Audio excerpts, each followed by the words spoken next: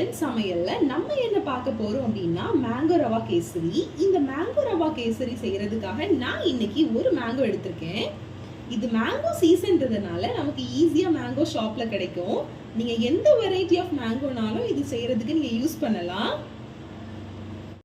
இப்போ இந்த மேங்கோவோட ஸ்கின்னை நம்ம பீல் பண்ணி எடுத்துடலாம். பாருங்க, இப்போ மேங்கோவை பீல் பண்ணி எடுத்தாச்சு. இப்போ குட்டி குட்டியா இதை சாப் பண்ணிடலாம். பாருங்க, நம்ம மேங்கோவை நம்ம குட்டி குட்டியா சாப் பண்ணி எடுத்தாச்சு. இப்போ இதை நம்ம அரைக்க போறோம்.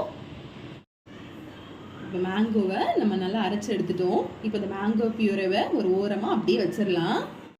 ஸ்டவ் ஆன் பண்ணியாச்சு. இப்போ இந்த பேன் கொஞ்சம் ஹீட் ஆனதும் நம்ம ரவா ஆட் பண்ணிடலாம்.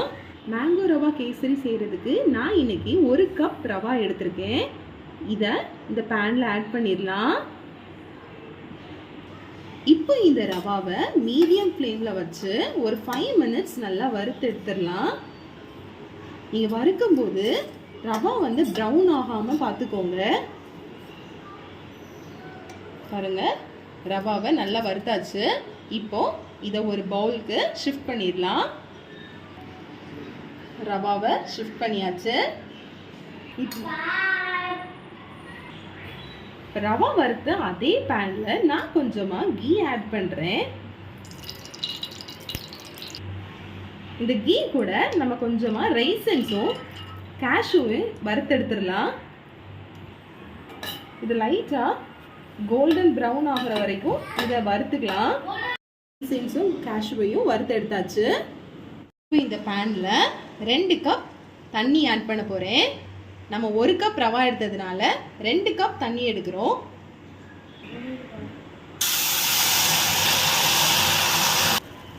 இந்த மாதிரி பபிள்ஸ் வந்ததும் நம்ம ரவா ஆட் பண்ணிடலாம். ரவா ஆட் பண்ணியாச்சு. இதை நல்லா மிக்ஸ் பண்ணிட்டே இருங்க. கை எடுக்காம நல்லா மிக்ஸ் பண்ணுங்க. பாருங்க, ரவா நல்லா குக் ஆயிடுச்சு. இப்போ நம்ம அந்த மேங்கோ பியூரேவை இதில் ஆட் பண்ணிடலாம். இந்த மேங்கோ பியூரேவை ஆட் பண்ணுறேன். இதை நல்லா மிக்ஸ் பண்ணி விடுங்க. இப்போ மேங்கோ பியூரேவை நல்லா மிக்ஸ் பண்ணியாச்சு. இப்போ இது கூட நம்ம சுகர் ஆட் பண்ண போகிறோம். இப்போ சுகர் ஆட் பண்ணிடலாம். இங்கே சுகர் ஆட் பண்ணிவிட்டு மிக்ஸ் பண்ணும்போது இது சுகர் நல்லா மெல்ட் ஆகும். பாருங்க, சுகர் நல்லா மெல்ட் ஆகி நமக்கு இந்த மாதிரி கன்சிஸ்டன்சியில் கிடைக்கும். இது கூட நம்ம இப்போ 2 ஸ்பூன் நெய் ஆட் பண்ணிக்கலாம். அதுக்கப்புறமா நம்ம தாளிச்சு வச்ச கேஷ்யூ ரைசின்ஸையும் ஆட் பண்ணிடலாம். இப்போ இது கூட தட்டி எடுத்த ஏலக்காவையும் ஆட் பண்ணிடலாம். 2 ஏலக்காய் ஆட் பண்ணியிருக்கேன். இப்போ இதை நல்லா மிக்ஸ் பண்ணிடலாம். இது கூட நான் ஒரு சின்ன பிஞ்ச் சால்ட் ஆட் பண்ணிக்கிறேன். அவ்வளோதான், நம்மளோட மேங்கோ ரவா கேசரி ரெடி ஆயிடுச்சு.